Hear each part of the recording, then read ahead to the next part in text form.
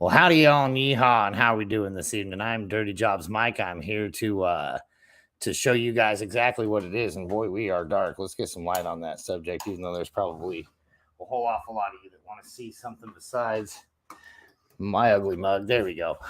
So what we're going to be doing tonight is now we got everybody out. We got the Cinco de Mayo. We got people drinking. We don't want those guys on here when they're drinking. We got everybody kind of doing their family thing and things like that. And then we got some guys playing softball. Then we got some guys. Our man Joe had a baby, you guys, 2 days ago, a little baby Lily. So huge shout out and congratulations to our man Joe Arachi and that little baby Lily. And we hope we all the best and just hope to God you guys get a little bit of sleep. As a guy who just had a kid about a year and a half ago, I can tell you that is one thing that is few and far between. So you guys are stuck with my ugly mug and my ugly voice for this evening all by myself. And we're just going to go ahead and walk you through exactly what we're going to be doing this evening. We're doing our own version of keep, trade, cut. We're calling it Hogtie, Barter, and send packing. Those are the three things that we're going to be doing. And what we're going to be discussing is the rookies that came in and what we're going to be doing with the people that they came in and kind of maybe hindered or got into the balance of. And some of the things that we're going to be looking at is like the starting positions and things like that. Like, so for instance, we'll be talking about, say, where Breece Hall went, where Michael Carter is. Now, what are we going to be doing with Michael Carter? So that's what we're going to be talking about. The biggest things, guys, make sure you hop on, follow us, Apple Podcasts, YouTube, Facebook, Podbean, Spotify, When Family Breaks. I mean, you can get us almost anywhere. Make sure you guys are out there giving us 5-star reviews, giving us likes. Just give us those 5-star reviews, even if it's a bad review, even if it's something mean. Go ahead and shoot us with that, and we'll go ahead and we'll try to do everything we can possibly to make it better for you. But nobody needs to do that. That's just a jerk move. Am I right? Am I right? We got and then also make sure you get on our Patreon, Toilets to Titles. I'm telling you, for $3 a month, you guys are going to be paying. You're going to be getting into the Frankenstank League. You're going to be getting into things like the Discord. The Discord's been pretty quiet as of late, but I tell you what, man, once this draft just got over, I'm sure it's going to start popping up again. We're going to start seeing a lot more activity in there. So you're going to want to get into there. $5 a month actually is the one that gets you the full Frankenstein. So make sure you guys get out there. Like I said, like, subscribe, do all that fun stuff, do all those fun things, do all the right things, hit the bell, all the whistles. And we're just going to go ahead and break right into it with Hogtie, Barter, or send packing. So the first guy we're going to be talking about is Breece Hall. Breece Hall coming into the New York Jets. He's going to be probably eating into a little bit of Michael Carter's time, I imagine, right away, right out the gate. Breece Hall's one of those next level talents, one of those phenomenal guys. So what am I doing with Michael Carter? Because that's really, really tough. I know a lot of people are asking about this guy. What do they want to do with him? What are they going to be able to do with him? Is this the time to trade? And so what I'm going to try to do, I'm going to go ahead and try to barter. I'm going to try to see what I can't do to get rid of Michael Carter where I have him. Maybe be able to get some value, but I don't see that being sustainable value. I think Breece Hall can come in there, especially with the offensive line improvements that they put on the Jets this year. I would say that Breece Hall should be a heck of a competitor for that number one position. I think you'll see Michael Carter maybe come in and spell him, maybe even at best with a 50-50, but I'm still okay trading out a 50-50. So we are bartering. And I apologize, we don't have anybody else to give you any other opinions, but you guys probably wanted the right opinion in the first place anyway. So we got you here. We got you right here. My next one is Elijah Moore with Garrett Wilson. Now, Elijah Moore, to me, is one of those next level talents, kind of like the Breece Hall, just kind of like the conversation we just had right there. To me, Elijah Moore is the guy who we'll see kind of take a next step for this team. I think Zach Wilson will take a step up. I think that we see Elijah Moore also take that step up with him. I think it'll take Garrett Wilson possibly kind of a year to get in the mix. And I think this is going to be a very, very dangerous 1-2 punch here. And I think for what I'm doing is I'm trying to hogtie Elijah Moore. I'm trying to go out there and get him where I don't have him, and I'm holding them where I do. And I'm very excited about having me some Elijah Moore next season. This team is on the up and up. And again, they've put a lot of improvements on that offensive line, and then going out there and signing Breece Hall, that was huge. So, I mean, and CJ Uzomah at tight end, I mean, this team is packed, and they're ready to pack a punch, and I think that the Jets might actually be somebody to watch this year. The next one up is Juju Smith-Schuster versus Sky Moore coming into the field. And Juju Smith, to me, has been one of those guys that's kind of really slowed way down over the past couple of years. Like, he hasn't he hasn't been that same guy. And I know a lot of that has to do with Ben Roethlisberger, but I don't think all of that has to do with Ben Roethlisberger. And I think that's where you're seeing a lot of analysts side with, well, it was Ben Roethlisberger. We're going to see Juju Smith going in here. I think this is going to be a young team. So we're talking dynasty right now. And so for my money and my dynasty, I'm going with Sky Moore here. I think I want to get as many shares of Sky Moore as I can and hope that in the next couple of years we can see Pickett get pretty damn good over there in Pittsburgh. So what I'm going to be trying to do with Juju Smith-Schuster, I'm sending him packing. I don't know if I'm going to be getting a whole lot of value return. I will try to barter him first, but I don't think that I'm going to get anything that I'm really too happy about. He'll probably end up on one of my bench spots, but I will try to send him maybe for a second or third. I think I could probably get a second for Juju Smith-Schuster. I might try that if I haven't had my rookie draft yet. But if you haven't had your rookie draft yet, what the hell are you doing, man? It's fantasy football season. That's what we all waited for. The next guy, same team, we got Deontay Johnson with George Pickens. And I think Deontay Johnson was actually a victim of Ben Roethlisberger. I think that he still was adequate enough, and we saw enough fantasy volume coming out of Deontay Johnson that we have really nothing to worry about here. Having a new quarterback coming on the scene, and I know a lot of people are talking about how Mitchell Trubisky and everything like that, like where he's going to come in and he's going to be able to steal the show and how he's going to be the number one guy on that team. And I just don't see that happening. I think I saw Mike Tomlin had said that the reason he drafted Pickett was because he was kind of a plug and play quarterback. He was going to be able to get out there on the field no matter what and start in week one. And so I don't believe that they ever intended on Trubisky being the starter there. And I think that they always intended on going for somebody in the rookie draft. Now, maybe we see Trubisky start if anybody besides Pickett gets picked right there, but it looks like they're going to be guns blazing. And Tomlin isn't one of those guys who blows smoke everywhere. He's pretty straightforward coaching. I've been following Mike Tomlin for a long time. So I really like Deontay Johnson. I like George Pickens too. I like these guys. So it's a hog tie for me. I'm going to be trying to keep my hands on Deontay Johnson, and I'm going to be trying to get my hands on Deontay Johnson because you probably aren't going to get him a whole lot cheaper than he is sitting right now. Next guy up is Devin Singletary with James Cook. And so Devin Singletary, man, he was looking fire last season towards the end of the year. Somehow beat out Zach Moss for that position, which I would have bet good money that would have never happened. As a matter of fact, you can look at a lot of my dynasty rosters and see all these sad face Zach Moss shares that I've got sitting there right now. And it'll prove to you that I was a firm believer that he was going to be the bell cow back in that backfield. But Singletary came in there and man, he looked really good. The way this team coaches and the way this team has been coaching, I just don't have a whole lot of faith that Devin Singletary is going to be a very productive guy. And if I'm being completely honest, I'm not very excited about James Cook being there either. I feel like James Cook is going to be somewhat of a letdown. I think a lot of that offense runs through Josh Allen's legs, and I think the rest of it runs through his arm, leaving side bits and pieces for your running back. And again, I mean, we saw it good with Devin Singletary there towards the end, but for me, that's kind of November, December football. And so, I mean, you're missing a whole lot of the season where they're just going to be gunning the ball and running the ball. And it's not going to be to Devin Singletary. So sending him packing. He's out of there.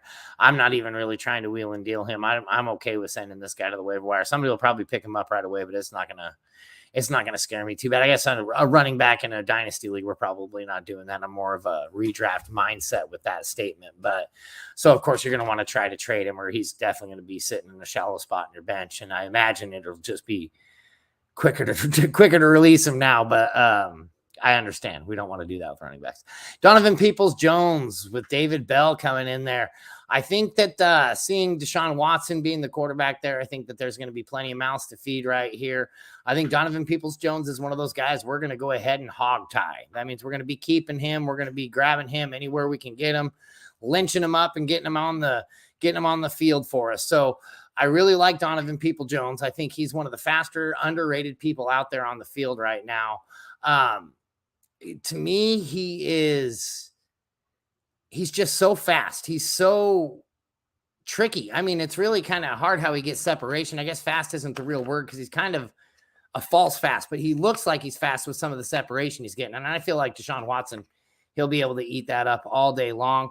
David Bell's going to be a great accent on the other side, and we're going to have Nick Chubb coming up the middle, and he's going to be doing damage. So I actually really have a lot of high expectations for the Cleveland Browns. I think not having Baker Mayfield as your quarterback might be an okay thing, but I feel like if they do have to roll out Baker Mayfield, they're still going to be in pretty good shape. And I still feel the same way about Donovan Peoples-Jones. Marlon Mack with Damian Pierce. Marlon Mack. I was so excited to see Marlon Mack get a landing spot in Houston. I was like, all right, he's going to finally get that running back one chance. And then they hire on this beast of a man in Damian Pierce. And Damian Pierce is a bruising back. He's one of those guys that can get you 5 yards when you need 5 yards. I don't know if he's a guy that can get you 10 yards when you need 10 yards, but he can definitely get you that 5 when you need that 5. I think we'll see a little bit of a smattering of Marlon Mack, but to me, I think it's going to be mostly Damian Pierce doing all the damage here. And I think it's going to be early out. I don't think that this team's really dead set on winning. I think they're just dead set on getting conditioned, getting a young quarterback, a good young receiver in Nico Collins, and, of course, the mainstay in Brandon Cooks. I think we're going to see that's going to be kind of the theme here, young people playing football for Houston. So for Marlon Mack, I'm going to try to barter him. There's a lot of people that think he's going to be the running back one. I don't think you're going to find a better time to get rid of this guy than right now and get Marlon Mack going. Brandon Cooks, speaking of, with John Mechie III coming in there. And John Mechie III is one of my favorite rookies to be drafting this year because I'm getting him in the 3rd round and 4th round and every single draft I'm in. And I really think that he's going to be a thing. I think he can actually outdo Nico Collins in this in the pecking order there in Houston. Brandon Cooks, though, he's always a Hogtie. He's guaranteed 1,000 yards. He's guaranteed about 8 to 10 touchdowns. That guy has never failed to do those things in the NFL, and he's done it with some of the weirdest quarterbacks and some of the worst quarterbacks in the league. So for me, Brandon Cooks is a solid Hogtie. And sorry, we're breaking these down so fast. There's nobody popping off the analysis too. So we're just going to keep on going there. Austin Eckler with Isaiah Spiller showing up.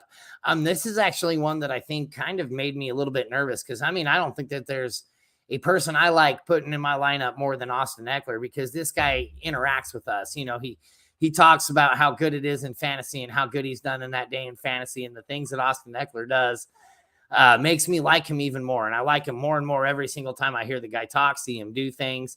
But I think Isaiah Spiller's a pretty good, decent running back. And I think that they finally will be able to spell Austin Eckler the way that he really should be used. And to me, he's not really a 3-down back.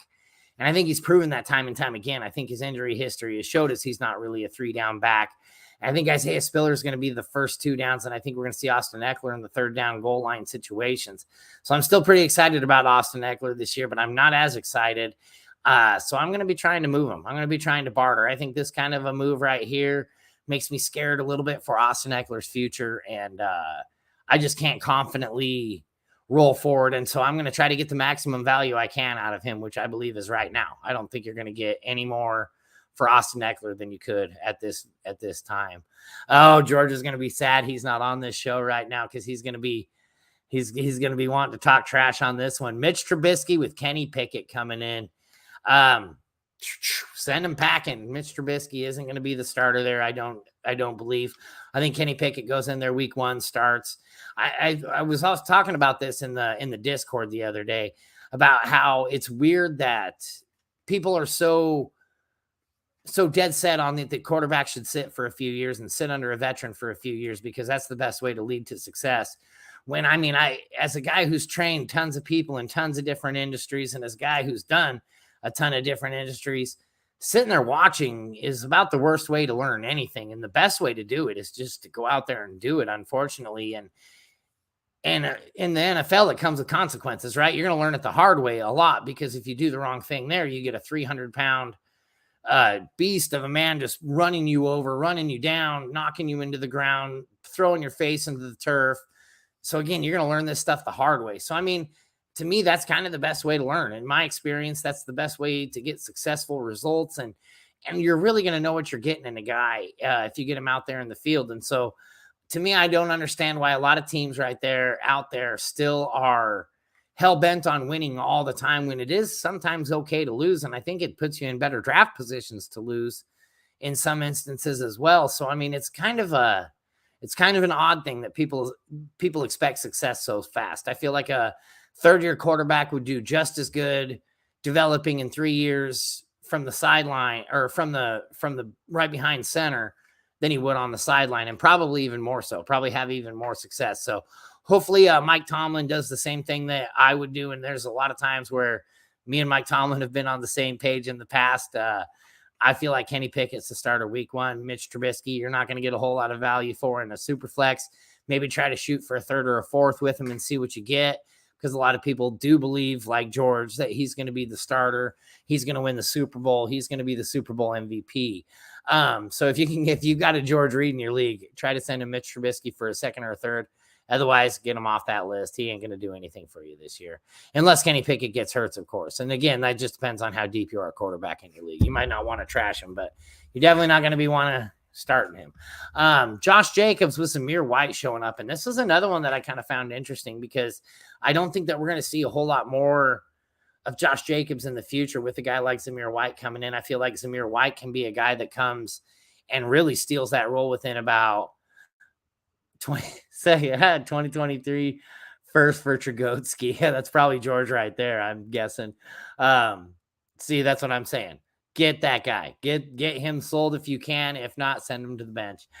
We got Josh Jacobs with Zamir White. Now, Zamir White, he catches the ball. He does things that Josh Jacobs can do, but I feel like he does them at the next level and can do them better. He might not be able to do them at the NFL level better, but I feel like Josh Jacobs, while consistent, he's also been a little bit of a letdown as far as like the high performance that I was expecting out of him with this high caliber offense that this team's supposed to be. So for me, I really don't mind Hogtie and Josh Jacobs, but at the same time, I feel a lot better bartering him, getting a little bit of value now for him while you can. Again, we're talking dynasty. He's not going to get any younger, and Zamir White's probably just going to get more and more involved in that team. So for me, I'm going to try to trade. George Reed now says 2020. Yep, I thought so, for Tragotsky. So if George is in your league, send him that deal. He'll take it. He's saying it right there. He said it right here on the show. But yeah, so I'm selling Josh Jacobs anywhere I can, because I like to get the value while I can, when I can. And to me, that is now with him.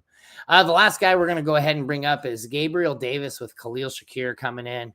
Gabriel Davis was that fantasy darling for us last year, who came in and everybody was talking about, everybody was hyped on. You've noticed that's cooled down a lot, especially with a lot of these rookie picks. But this one kind of went unmentioned in a lot of the circles I've been watching anyways, is Khalil Shakir going in there. Khalil Shakir is good, man. He's a dominant wide receiver. I don't think that he's going to come in there and threaten Gabriel Davis as much as he's going to threaten people like Isaiah McKenzie. I'm still holding. George says if he's on your league, he already has him on your squad. He's the GOAT. He's the Tragotsker. And we got our man Joe checking in too. What's happening, Joe? How we doing? But back to this one. Yeah, Gabriel Davis. So Khalil Shakir, I'm still I'm hog-tying Gabriel Davis. I think that I'm still going to be able to get 1 to 2 more good years out of him. But I am definitely yellow flagging him and an alert like, okay, this guy is going to be a guy that I don't foresee for the next 3 years being as productive. Like, I can see him having 1 good year and then maybe a half a good year next year. And then we kind of see the Khalil Shakir break out, especially with the extension to Diggs. So Diggs will be on one side, Shakir will be on the other in the slot. And it's just going to be damaging. I mean, and Josh Allen finds the open receiver. Josh Allen is really good at finding multiple receivers as well. Yeah, see, now you said Cook and Buffalo. I did talk about that, Joe. You'll have to go back and check it out, what I had said. I just don't really like running backs in Buffalo, man. I just don't. I don't think that running backs in Buffalo are very productive. I don't think that they have a whole lot of opportunity. I think that offense runs through Josh Allen's legs, and I think it runs through his arm, and I don't see it getting any different anytime soon. Now, if we see like a Josh Allen injury, and knock on wood, please don't let that happen. I love Josh Allen more than football. But if something like that does happen, then boy, every running back on that team gets an uptick. But until then, I just can't back on it. I can't say that I'm excited about any of the running backs. and Josh Allen learned how to play quarterback last season from Tragotsky, which is weird that he did so good the year before that, George. Get out of here with that nonsense. But that's going to go ahead and wrap it up. Once again, guys, make sure you follow us on toiletstotitles.com. Get on the YouTube, get on the Facebook, get the check marks, get the thumbs up, do all that fun stuff that everybody's supposed to be doing out there.